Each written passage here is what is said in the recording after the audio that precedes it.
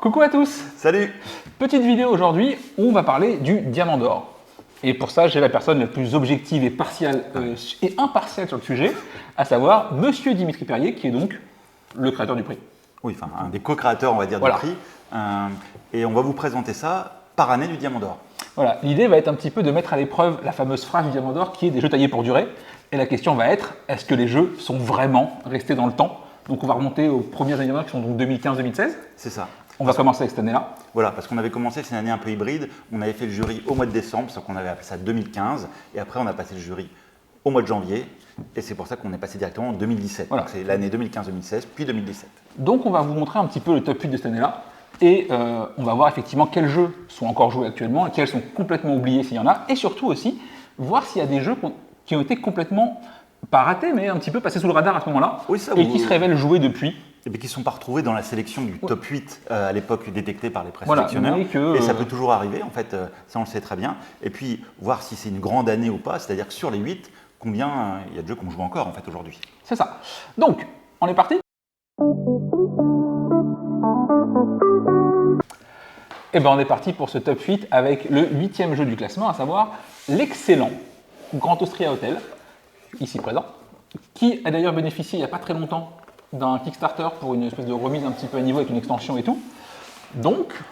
Oui, puis l'extension, ça a réattiré un peu de monde. Ouais, donc du coup, le jeu est pour le coup vraiment joué encore. Oui. Il est encore limite au cœur de l'actu presque actuellement. Et qu'est-ce que t'en penses toi? Est-ce que tu y joues? Est-ce que tu le vois jouer?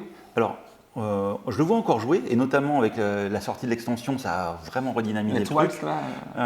Il y avait eu un petit frein sur Grand Austria, c'était le rythme des tours, avec le draft 2D qui était particulier et qui pouvait nous faire attendre un peu longtemps. Moi je sais que je joue qu'à deux. Voilà.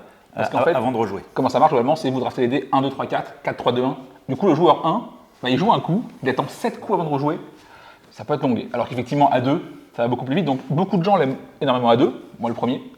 Ouais, non, moi j'aime bien 4, mais voilà. Il faut jouer avec les joueurs adaptés qui boostent un petit peu, parce que si les joueurs sont trop lents, c'est vrai que le tour peut être un peu éternel. Voilà, mais Grand Austria, pour le coup, c'est complètement toujours joué. Oui. Est-ce que le fait aussi qu'il soit peut-être pas si expert, tout est relatif, hein, on parle quand même d'expert, mais un peu moins que des gros jeux type Tricerion ou One Mars par exemple, fait qu'il sort plus facilement aussi? Est-ce que ça peut jouer? Ça, je pense que dans toutes les sélections, on aura un peu ce réflexe-là, c'est-à-dire qu'il y a des jeux qu'on va conserver, mais qu'on jouera assez peu souvent, parce que ce sont des jeux qu'on aime bien, mais qu'on a du mal à sortir, parce qu'ils s'adressent à on va dire une niche de joueurs, et c'est pas facile à sortir. Oui, parce que Grand Austria, pas dans ce cas-là. Bah, c'est ça, c'est compliqué, c'est machin, voilà.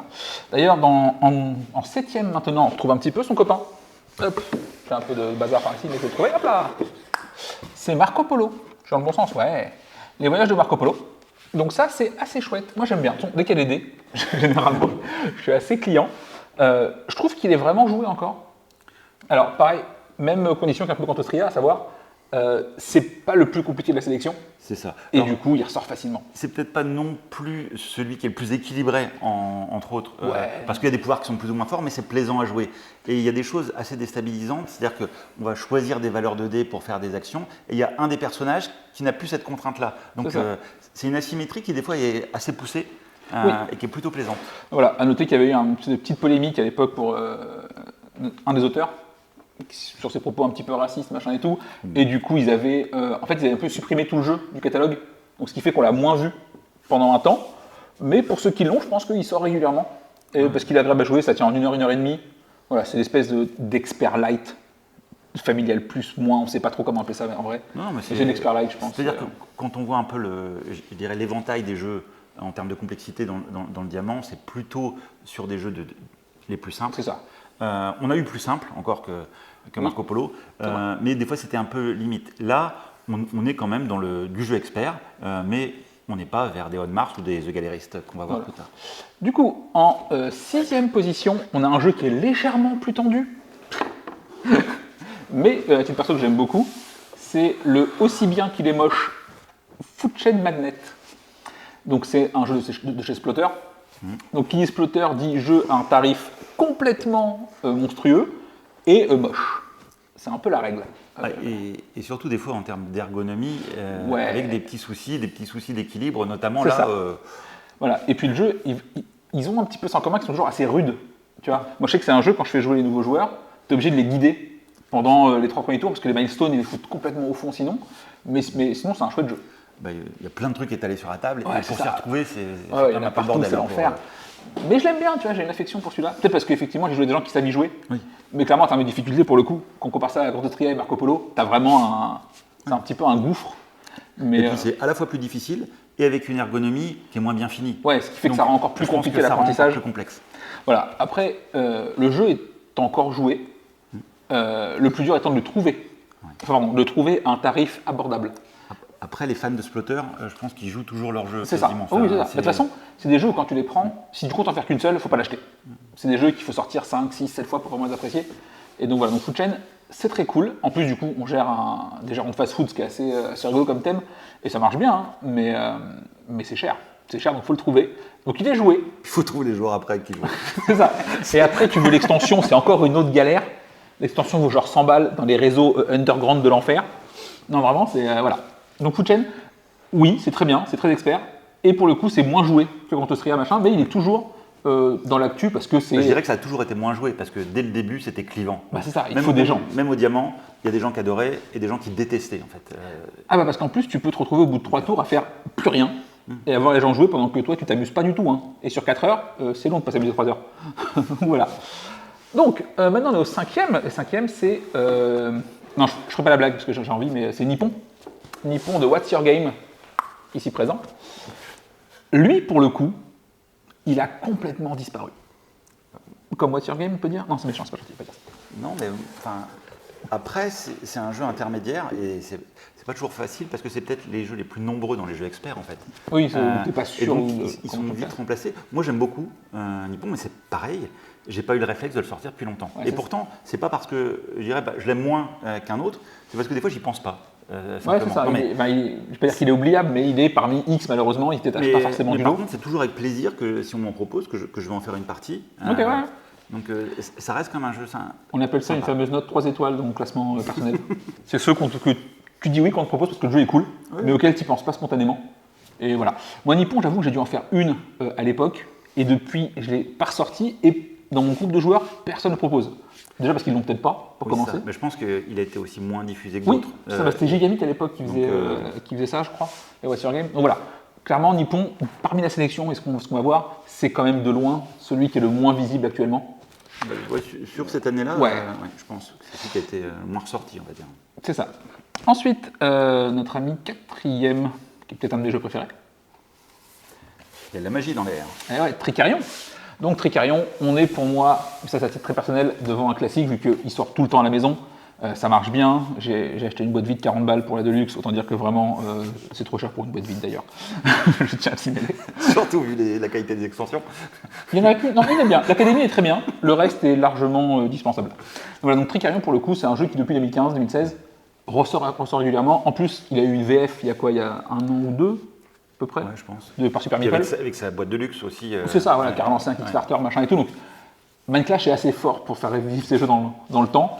Et pour le coup, je pense que c'est quand même beaucoup joué. Toi, je sais pas si tu joues beaucoup, je crois que t'es pas. Non. Ouais, c'est ça. Hein. Alors, moi, j'ai beaucoup aimé le jeu, D'accord. mais je trouve pas forcément de gens qui ont envie d'y jouer.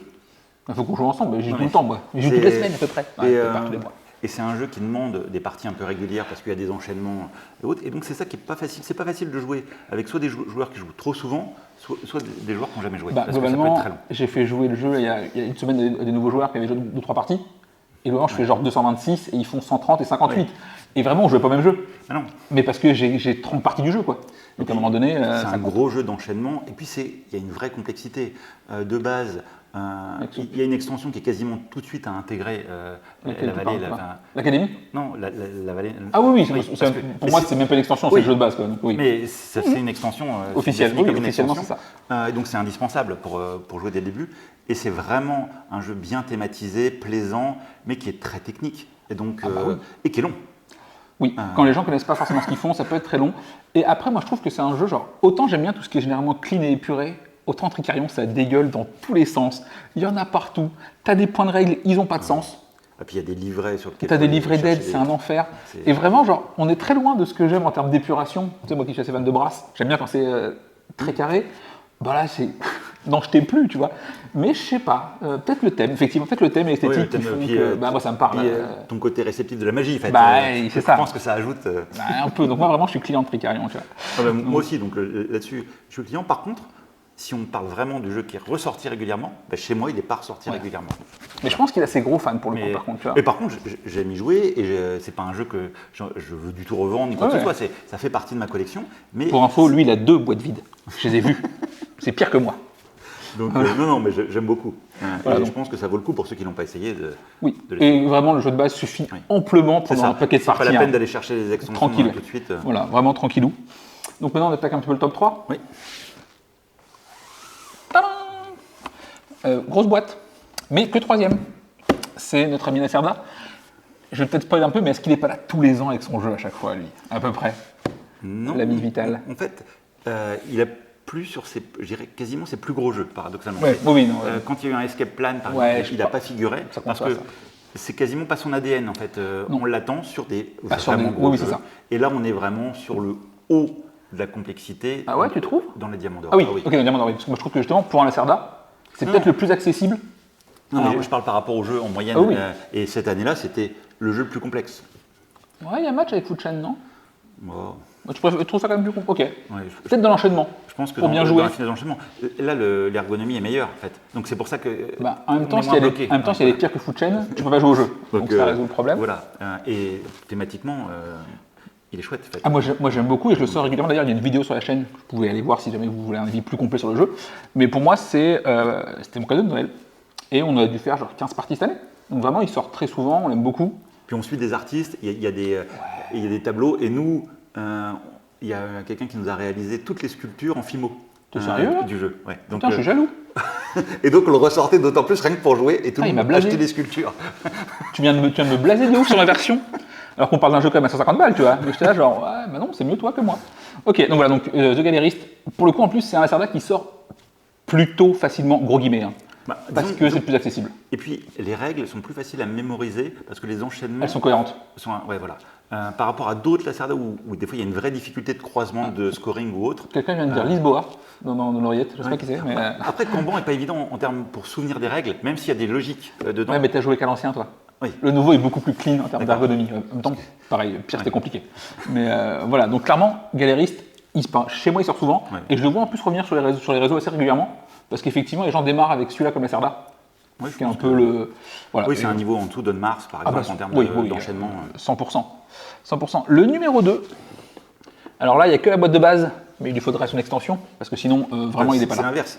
Non. Ça, c'est tout. C'est Toscani. Ouais, mais en français, c'est viticulture avec l'extension Toscane. Parce que ça, c'est l'extension. Oui, c'est ça, voilà. Voilà. On va commencer par ça. Ne jouez pas au jeu sans l'extension. Oui. C'est interdit. Voilà, c'est pas bien, en fait. Mais en fait, c'est pas vraiment une extension. Ouais, c'est une mise à jour où on change tout, même le plateau central, le rythme des actions, la temporalité. Enfin, tout change. On joue 4 saisons au lieu de 2 réellement de base. Et l'ordre du tour est beaucoup mieux géré. Tout est mieux dans Toscani, donc il n'y a pas photo. S'il y a bien une extension là-dessus, qui pour moi n'est même pas une extension. Ouais, c'est le jeu de base, quoi, quasiment. Et c'est Toscani, il faut jouer avec, en fait. Donc voilà, Toscani, pour le coup, on le voit plus trop sur les réseaux, j'ai l'impression. Mais il ressort souvent, j'ai l'impression, quand les gens demandent un jeu un peu expert qui se joue à plus que 4. Oui. Parce qu'il se joue à 6, et vraiment, je doute que ce soit une bonne idée. Parce que ça va être long, sa race. Et ça reste un jeu. Moi, c'est un jeu dont j'aime bien le thème, que j'ai trouvé très plaisant, et je me suis régalé, mais il est très aléatoire. En fait. Ah bah le tirage de cartes, c'est un peu Clown Fiesta, tu sais pas où tu tombes. Donc on a même dû retirer certaines cartes, ouais. Parce que c'était, je pense, avec l'ajout d'une philosophie Kickstarter de cartes qui n'ont pas été contrôlées, on arrive dans n'importe quoi. Nous, on a retiré des choses, mais on se fait vraiment plaisir avec les pouvoirs, la variété. Et... Voilà, mais je trouve. Moi, je sais que j'ai pas mal joué quand je l'ai eu. En plus, je l'ai eu tard, je l'ai eu vers 2018. Et j'en ai fait genre peut-être 5-6 parce que vraiment c'est très cool à jouer, très agréable. Ouais. Le bateau c'est très chouette. C'est très fluide, les tours de jeu. Et puis ça marche très bien à 2-3-4, ce qui est aussi un vrai plus. Mais j'avoue que moi il ressort plus du tout depuis. Déjà parce que ma boîte, tu peux la casser. Si quelqu'un a ma boîte, priez de s'en rappeler. Tu ressors toi ? Oui, chez nous il ressort. Ok. Et notre ami le vainqueur, l'incroyable Mombasa. Mombasa qui en plus a genre là. En ce moment, une réédition qui s'appelle Skymine, on n'est pas sûr, qui est pareil, mais dans l'espace. Ouais, complètement rethématisé. Oui, parce qu'apparemment, le colonialisme, c'est mal. Alors oui, c'est pas bien, hein, mais bon. Non, mais en fait, c'est la thématique qui a été très clivante après, et l'analyse en tant que telle. Et donc, de toute façon, ils ont jugé qu'il fallait rethématiser, donc il a été rethématisé. Mais paradoxalement, en dehors du thème, ils ont équilibré un petit peu le truc apparemment. Oui, les pistes de, ils ont corrigé les pistes de quelques diamants pistes, à l'époque. mais c'est un jeu qui ressort pas beaucoup chez nous. Pourtant, je l'ai bien aimé à sa sortie, mais j'ai tendance à pas le ressortir là. Est-ce que c'est parce que c'était les défauts inhérents au premier et qu'ils ont été corrigés, notamment sur la piste des diamants et sur certaines mines? Oui, la publication de livres voilà. aussi qui était un petit peu. Je sais que spontanément, c'est pas du tout celui de cette année-là qui ressort le plus. Pourtant, c'est le vainqueur. Ouais. Après, moi, je sais que le fait que, pour moi, c'est un jeu exclusivement à 4, Mombasa, fait que généralement, t'as pas toujours 4 joueurs experts sous la main. Et puis 4 qui savent jouer pour pas laisser les effets de bord, les machins. Donc, ça, c'est un peu compliqué. Et surtout, quand t'es 4, généralement, je sors autre chose en fait. Je vais sortir du Brass, du projet Gaïa, des machins comme ça. Et à chaque fois, Mombasa, il passe un peu. Plutôt du terraforming ou du underwater. Mais... chacun sa croix, tu vois. Mais tu joues à 4 à underwater, toi? Ah ouais. Ah, tu fais ça. On en parlera plus tard dans l'année. Mais voilà, donc vraiment, Mombasa qui est du coup le vainqueur, qui est un excellent jeu, hein, là n'est pas le souci. Mais effectivement, je trouve que les conditions pour le sortir sont moins évidentes et tu sais, genre peut-être tu y penses moins à chaque fois. Et moi, je sais qu'en plus, à expliquer, c'est une purge. Donc tu sais, là, tu as un peu la flemme. Généralement, tu fais, ouais, elle va faire autre chose plutôt à la place. Oui, puis en termes peut-être de variété de parties, parce que ça, on va y revenir, mais souvent, on voit que les jeux qui sont en haut des classements et qui restent, c'est ceux où il y a des sensations de parties différentes, un peu plus. Et là, des fois, à Mombasa, j'ai l'impression de refaire un peu la même partie qu'une autre. En même temps, il n'y a pas tant de changements que ça, pas tant de variété. Alors oui, les cartes peuvent changer un petit peu, mais ça change ta façon. Ça change pas ta façon de jouer. C'est ça. Ça change ce que tu vas faire. Mais et puis la sensation de partie peut ne pas être très différente. Oui. Voilà. Et puis Mombasa, en plus, pour peu que tu joues au jeu avec des gens qui savent jouer et pas toi, c'est douloureux. Hein. Mais ça, on va voir quelques jeux comme ça, en fait. Oui, ça, on va y venir, vous allez voir. Donc voilà pour l'année un petit peu 2016-2017, c'est ça, hein? Ouais. Non, 2015-2016, le mec n'est pas du tout à jour sur ces années. Hein. Alors moi, j'ai fait un peu de recherche sur BGG pour savoir justement dans le top. Allez, j'ai poussé jusqu'au top 400, quand même. Et pour le coup, il n'y a pas eu de gros oublis de cette année-là. Alors, il y en aura pour d'autres années peut-être, on va voir, notamment parce que ça, je crois que je ne sais pas si les gens le savent, mais il n'y a pas de réédition au Diamant d'Or. Oui. Ce qui fait, par exemple, il n'y a pas Brass, ce qui est une honte. C'est intéressant, mais c'est le règlement, paraît-il. Donc voilà, pas de Brass, pas de. Même, vous verrez, il manquera Kanban Eevee, qui est du coup une réédition de Kanban, même s'il y a des changements, voilà, il a été considéré comme réédition. Oui, mais en fait, on s'est posé les questions, et c'est à partir de cette année-là, parce que justement, on avait eu le dilemme sur Tuscany, est-ce que c'est une extension ou pas? Cette année-là, il avait été gardé, mais après, on s'est dit, on propose que 8 jeux. Oui, autant prendre des jeux originaux. Que ce soit des vraies nouveautés, en fait. Donc c'est un. Ce qui s'entend, hein, voilà. Donc voilà, donc effectivement, du coup, pour le coup, en 2015-2016, il n'y a pas eu d'oubli. D'ailleurs, si jamais vous envoyez un à votre sens, n'hésitez pas à nous le communiquer en commentaire.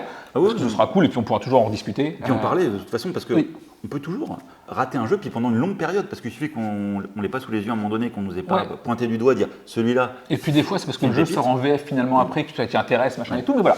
En tout cas, pour l'instant. C'est ça. Après, il y a un vrai côté de timing. Oui. C'est-à-dire que au Diamant d'Or, ils arrivent en version originale. Donc un jeu dont on a l'impression qu'il sort une année, des fois il est dans une sélection de Diamant d'Or 2 ans avant. C'est ça. Donc ça, faut faire attention. Pensez à vérifier toutes les vidéos qui sortiront dans le temps. Hein, mais promis, on tâchera d'être exhaustif sur le sujet. Donc voilà, fin de ce premier épisode sur des jeux vraiment taillés pour durer. Et ce qu'on peut dire, c'est que la première année, c'était dense. Elle est quand même solide. Hein. Moi, je t'ai dit, sur les 8, il n'y a que Nippon, je trouve, qui a disparu complètement.